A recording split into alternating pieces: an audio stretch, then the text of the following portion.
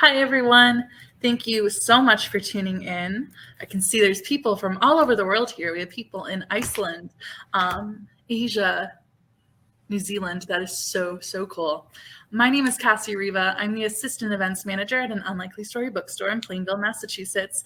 Before we start, here's a couple technical tips. If you lose your audio or visual during the event, refresh your page and that should fix it. We're also streaming on the Unlikely Story Facebook page if you want to watch it there.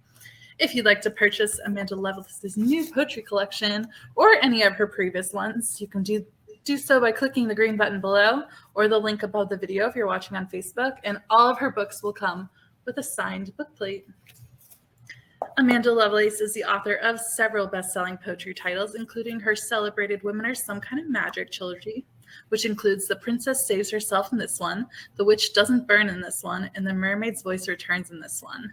The Things That Haunt duology, which includes the collections To Make Monsters Out of Girls and To Drink Coffee with Ghosts.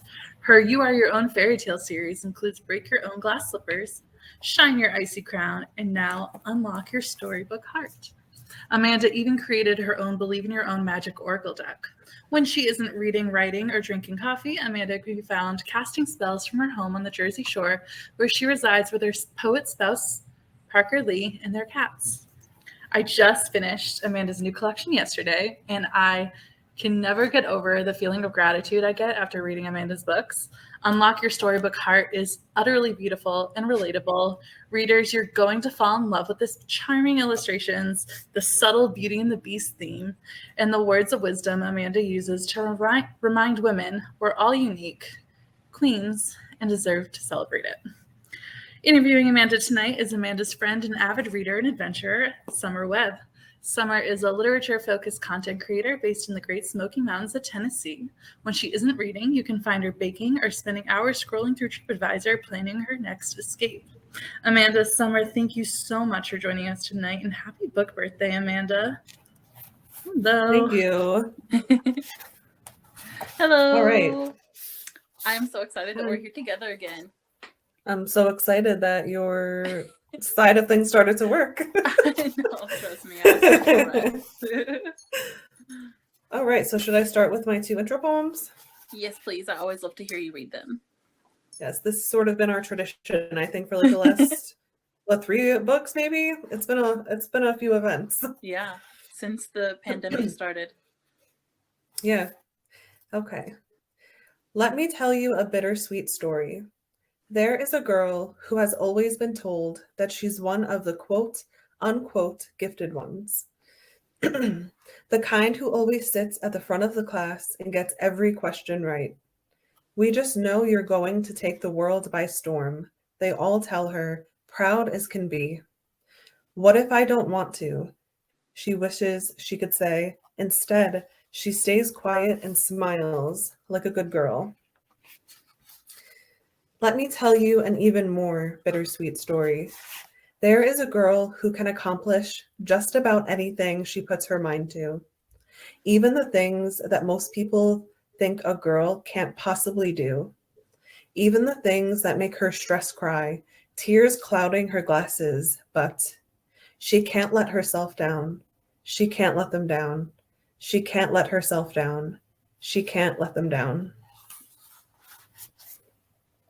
Yay! I feel like you have a really calming voice, and that's why I get so excited every time I hear that you're recording an audiobook. Thanks. You should buy them. So anyway, guys. Yeah, I did audiobooks. I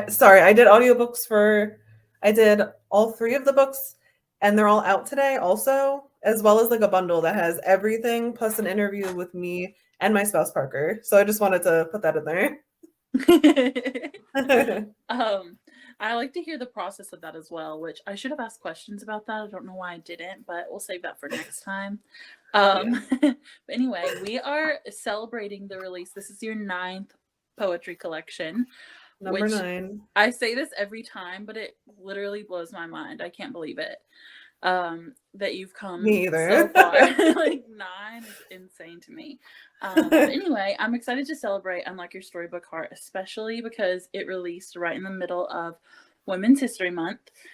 Since many of your poems are centered around feminism and empowering women, I thought it would be fun to ask you which, like, historically significant woman you could write a poetry collection about.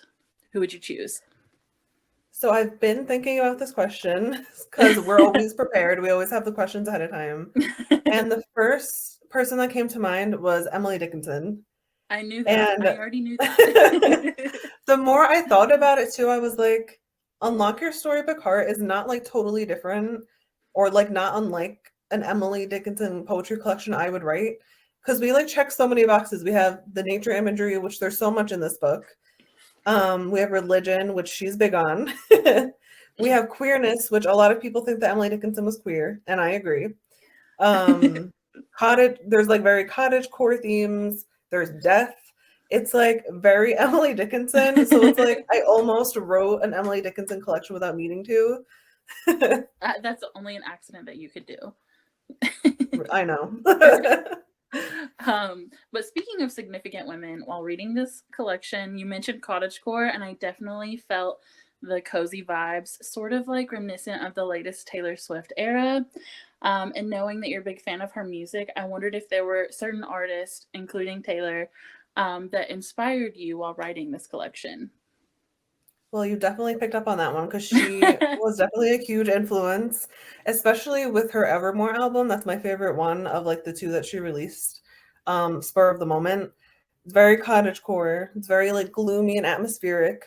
Songs like Ivy, Willow, those songs definitely inspired me directly with this book. There was also like a lot of Florence and the Machine, which I'm loving their new music. I don't know if you've heard it. Yeah, I have. I has didn't been putting out a bunch of it, songs. yeah. Amazing. And she has that like almost same kind of like cottagecore vibe, but like turning up the witchiness a lot. Yeah, dialing it up. Exactly. And then there's always Celtic Woman that I'm always listening to. But those are more so like when I'm not writing, because when I'm actually writing, I'm always listening to like some kind of ambiance or like atmospheric music. I'll literally just go on YouTube. I'll have no idea what I want to listen to, and I'll just put like magical forest sounds, magical garden sounds, and I'll just put that on because I can't listen to like to other people talk while I'm writing because I can't find or listen to my own voice inside. I can't like figure out what I want to write. So, like all I can focus on is like the in and out. So then I'll just like find some sort of like lo-fi to listen to. So I feel like it's sort of the same thing. But you did mention that you like to listen to atmospheric things. And not only is this collection just way more atmospheric than all of your other ones, I feel, to me anyway, No, for the sure. artwork. Can you talk a little bit about how you built such a warm and comforting feeling that carried through the entire collection, and how it was different from the other books in the series? I definitely think this one was way more exaggerated because we had glass slippers, which it was like vaguely like magical and whimsical to sort of go with like the fairy godmother thing. But like I didn't like do any specific imagery or anything like that. I left that kind of up to the illustrations, and I had very like short, simplistic poetry in that one. With Shriners, you kind of got like a little bit more atmospheric because I had like mentions of winter and like snow angels and things like that. But when I got to Unlock Your Storybook Heart, one of the first poems I wrote was the gravestone poem where I was talking about it being covered in mushrooms and moss. And I just like honed in on that. Like I couldn't stop after that. I sort of blame Flower Crowns and Fearsome Things, which I think I wrote between these two books. I like can't even keep track. But I think I wrote between Icy Crown and Unlock Your Storybook Heart. Right between those two. And in that book, if you haven't read it, like anyone in the chat, it's like this dual point of view thing with Persephone, and one of the point of views is the Queen of Spring. And I really went all out with that, with like the flower imagery and like researching specific flowers. And I totally blame that for influencing this one because I wrote them so close to each other. Yeah, and I would say honestly, just based purely on aesthetic, that this book to me is more of how I perceive you. Just in general, like Same. It just felt really close to who you are. Yeah, each book is definitely like a piece of me, but this especially. Yeah, like every time I see mushrooms, even before this collection, I was like, oh, Amanda. And now I have another reason. Which, I mean, speaking of like who you are as a person, I also love your cats, and you do have a couple of poems about them in this collection. And something about I always say that your collections come to me when I need them. I don't know if other people feel the same, but I just feel like they always come at the exact time in my life that I need to read them. And so going back to the cats, I actually recently adopted a dog after my grandmother passed away, and it was a really big part of my healing. And being that I'm such a fan of animals in general, and specifically your cats, I was wondering if you could pair the personalities of your cats with a book from your collections or from your series. Yes. Yes, this was something too I was like thinking about ever since you sent that email with the questions. So I'm like, I have to get this perfect. Now you suggested Icy Crown for Maki, and I totally agree. Like that's like the most logical conclusion. Like she's independent, she's queen-like. Even though the color for the book is pink, she has ice blue eyes, and I always say that. So I'm like, of course, that's her. She's very The regal. other two is kind of tricky. Yes, she is. She looks like she's wearing like one of those Shakespearean, I don't know what you call it. It's like that white puff puff collars thing that you put on. Yes. Almost like that. For Rosie, I put Break Your Glass Slippers, and my idea is because there's a lot of like poems about insecurities and things in there, and she's a little insecure. She's a very loving cat, but she gets kind of jealous, and like she's very loving, but like in a way that's kind of like fierce. Like she's very protective, like you're her property, like as a human. As it should be. So exactly. So that leaves Unlock Your Storybook Heart for Moon, which I think fits her pretty well. I talk about like anxiety in this book, and she's very anxious and stressed out as a cat. She's a very good cat, but she's very anxious. Oh, she's so cute. And her eyes are green, and they're almost like the same green as this collection, like inside with illustrations. I don't think that I could pick. So that's my logic. I don't think I could pick a favorite, but like Moon is just so cute. She's very tiny and cute. I know. She's so cute. As I say that, my dog's like literally like sprawled out on her back like this. She's so cute too. But another thing I really loved about this collection is it centers on learning self-love and empowerment from books that you read as a child, which I loved that concept. I thought that was incredible. Like I picked up on it as soon as I started reading it, and I was like, no, she didn't. But it made me curious to know if you drew any advice from childhood books while growing up, and which books had the largest impact on your life. So I feel I could have picked so many books because books saved my life when I was younger, but for some reason, this one book, which is part of a larger book series, kept coming up. And it might surprise people because I feel like it's so popular now that they might not even know it was out when I was a kid or a teenager, which is the Shadowhunter series by Cassandra Clare. City of Bones came out when I was like 14. I'm 30 years old. It's been out for a long time. But like I know it's like because of like the show and stuff. Because of the show and stuff, it's becoming really relevant now, which I think is great. But like I read that when I was 14. And one of the things I liked the most about it and what kind of hooked me in was the main character, Clary. She was very unconventional compared to what the books were at that time. Like she was short, she was chubby, she was very unlikable, which I really liked. Like I liked that she was unlikable because I was unlikable sometimes too. That's realistic. But like she didn't like directly reach out to me and give me advice. But what I learned from her as a character was like it's okay to be messy. It's okay to make plenty of mistakes, which she certainly does throughout the entire series. Like she was just so human, and I think we forget like how to be human sometimes, and then we don't always have to be perfect, and that's perfectly Clary. I agree with that, and I would say that's probably one of the books that got me into the literature world in general as well. So it's good to know that you agree. Because she's ginger. I don't know. I just really loved it. But going back to books that we loved, when we were younger. You mentioned earlier the couple in this book is gay, but the way that you wrote it was so natural and beautiful. Like it was not a big deal like it tends to be in some books. It just happened very casually, um, and it just really like I don't know. You did it so subtly that it just felt like real to me. Like it read very real life. Um, and it made me think that children's books are sort of lacking in this sort of natural, happy, healthy relationship. And I was wondering if you,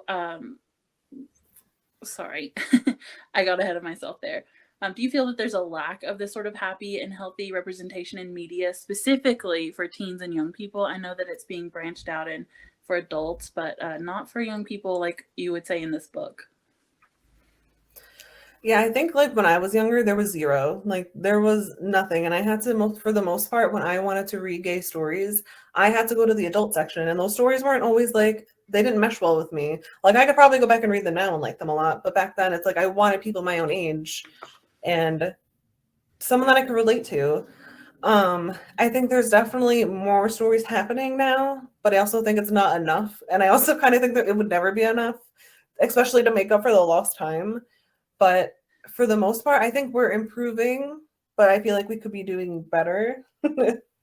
Right, and that's again why I enjoyed it so much in this story, is because I can't even think if I've ever read a book where there was no discussion about it them being gay or coming out, or usually it centers on some sort of trauma, and this one very much was just natural, and I don't know, I've really appreciated that. I kind So of did that on purpose. I was like, of course, like I'm queer, the character is queer, but I didn't necessarily want the story itself to center about like coming out and things like that. I wanted to like create this world where like it felt safe to be queer, which I didn't have a lot when I was growing up. Again, I barely had any stories like that. So that was like my idea to build this world where it was just safe. And of course, there are things that I critique, like fetishizing queer girls, but for the most part, it's like this safe space that I created for myself, and hopefully, other people feel that way too. right, it's sort of like a full circle moment for me. When I was reading it, I was thinking, this doesn't really exist in literature, especially for people, our age and younger.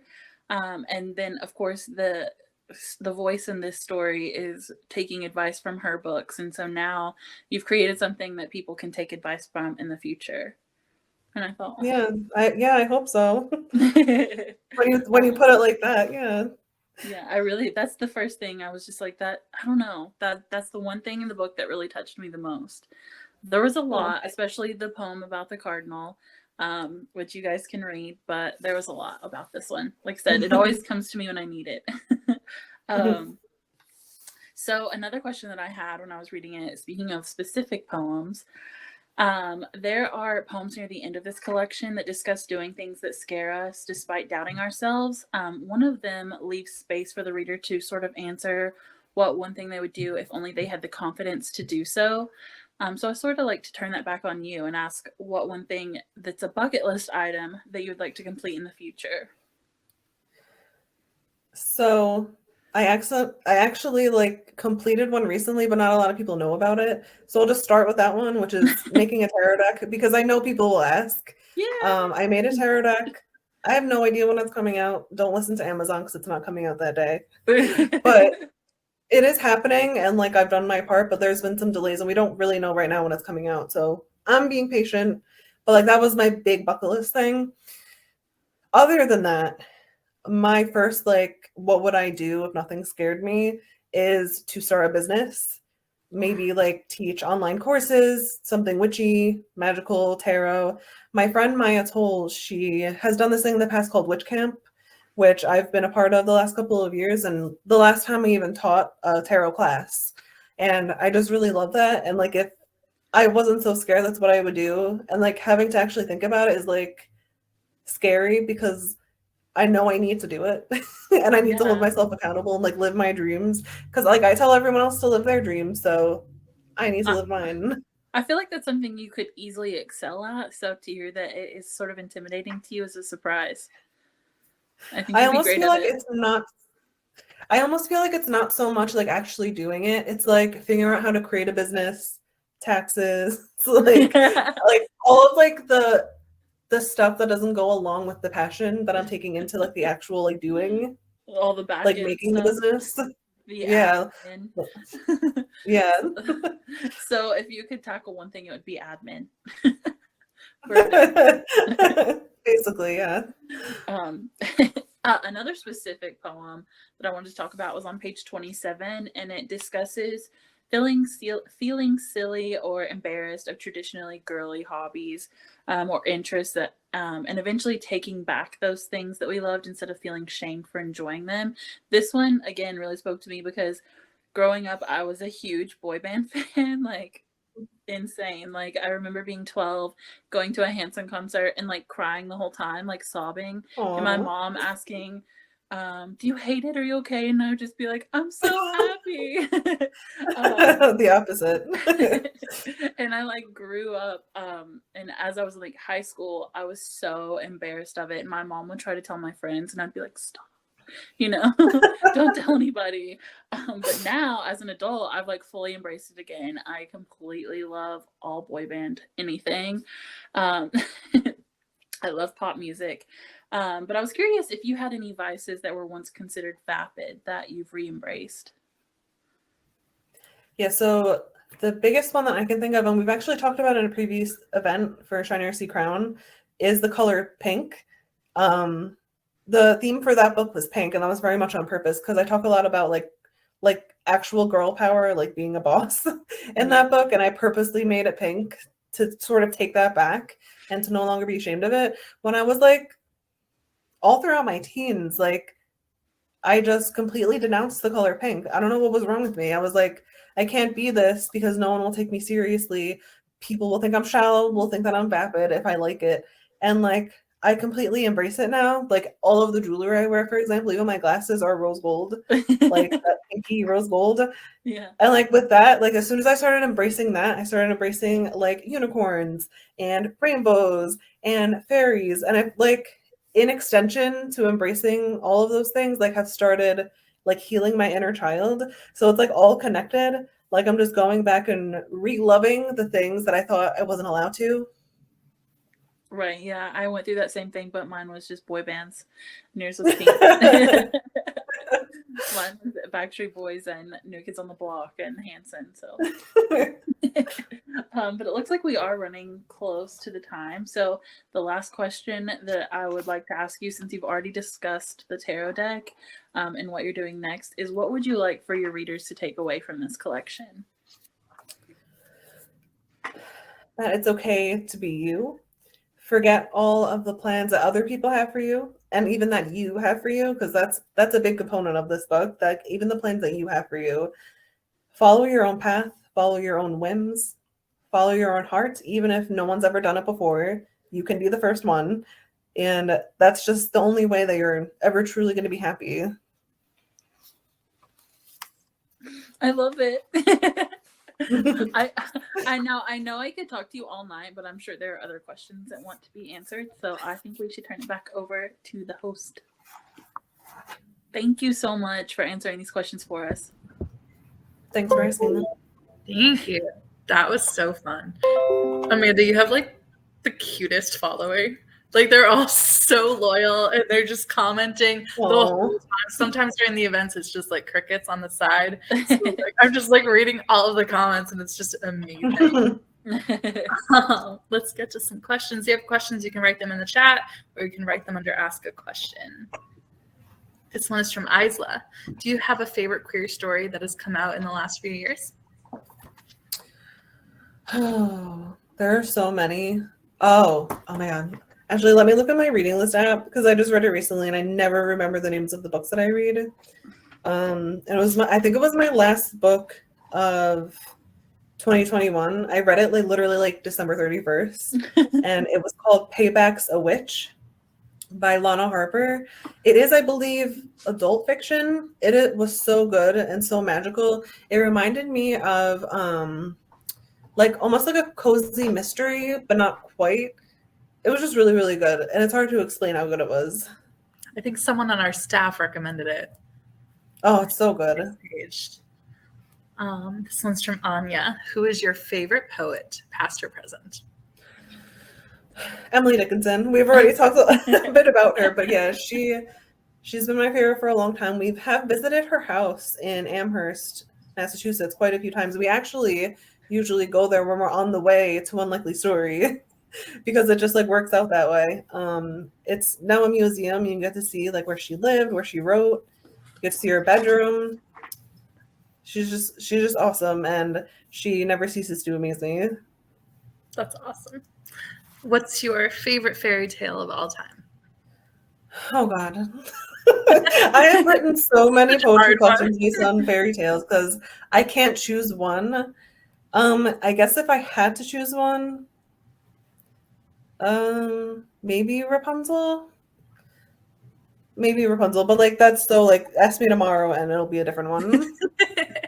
All right. I think that was the last question. Do you guys have any more questions? You can put them right in the chat.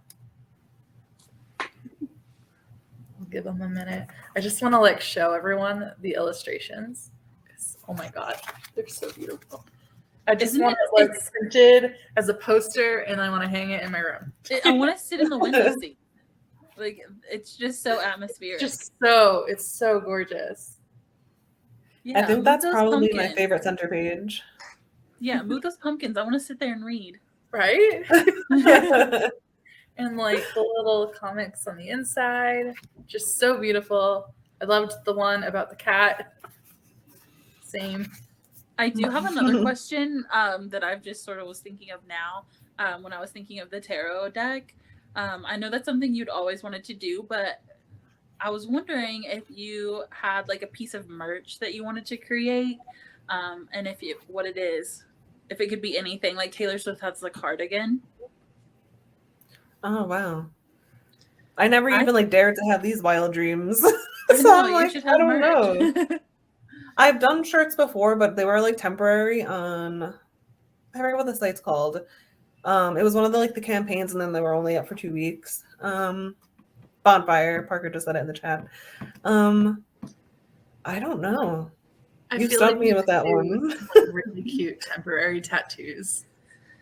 Oh yeah, Rupi Kaur does. I actually just got an email, I think today or yesterday, where she showed that she was doing more, maybe for Homebody, her last collection.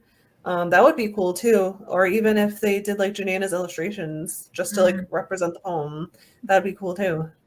Because I'm no artist. That's why we have Janana.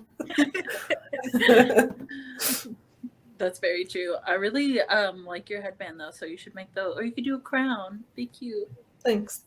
Oh yeah, we could do an icy crown with rose quartz crystals since they're pink. Yeah, exactly.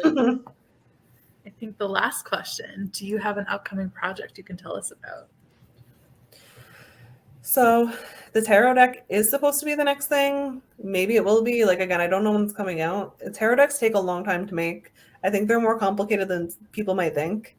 But that is the next thing I have on my little plan, my roster. There's also a thing that I'm working on that is a companion to the tarot deck, which I haven't even announced the tarot deck officially, so I can't talk about that yet. Right now I am writing something that's completely not poetry, and it's not like a deck or anything. I have no idea if it will ever see the light of day. Hopefully it will. But other than that, that's all I got going on. Awesome. Well, I hope we get to do this again, maybe in person next time. Yes. I miss going there. Like wild and crazy. It's been 2 years. All right. Thank you all so much. Summer, thank you for hosting. This was great. Thanks for the patience, Amanda, for writing amazing stories and telling people to be unapologetically themselves. That's amazing.